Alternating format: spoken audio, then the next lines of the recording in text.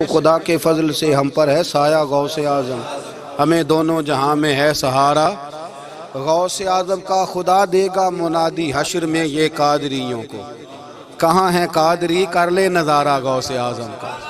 اور جمیل قادری 100 جان سے ہو قربان، مرشد پر بنایا جس نے مجھ جیسے کو بندہ غوث اعظم کا۔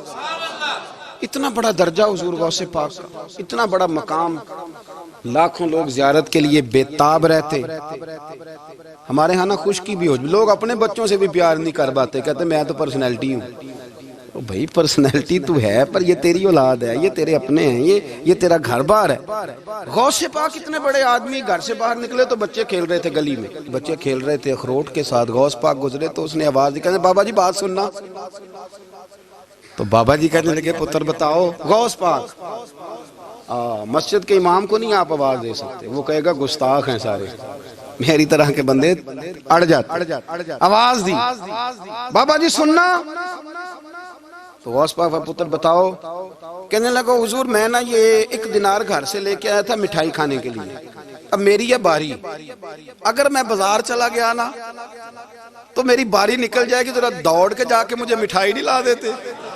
تو غوث پاک رضی اللہ تعالیٰ انہوں نے پیسے پکڑے، فرمایا پتر تو باری لے، میں لے کے آیا مٹھائی ابھی۔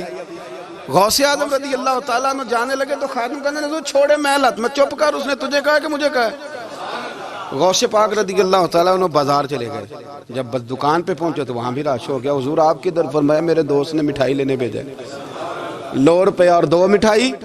وہ مٹھائی لا کے دی غوث پاک نے اس بندے کو، تو ایک اور بچہ بولا، کہنے لگا حضور ہے پھر مینوں بھی لے آ دیا جی۔ غوث پاک دوڑ کے گئے، اس کے بھی مٹھائی لائے، وہ 3-4 بچوں کی مٹھائی غوث اعظم جاتے آتے وہاں شور ہو گیا، یہ کیا ہو رہا ہے؟ جس نے مزہ لینا اس نے لے ہی لینا، جس نے ذائقہ لینا اس نے ہر بات سے اس نے لے لینا ہے، جس کو لطف آتا ہے اسے آ ہی جاتا ہے۔ خادم کہنے لگا بغداد کے شیخ اب یہ کیا ہے؟ اب فرمانے لگے تجھے نہیں سمجھ آ رہی تو مجھے تو آ رہی ہے نا۔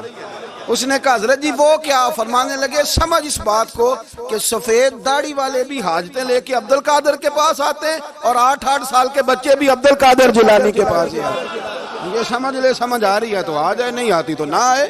سفید داڑھی والا بھی ادھر ہی رجوع کرتا ہے اور 8 سال کا بچہ بھی۔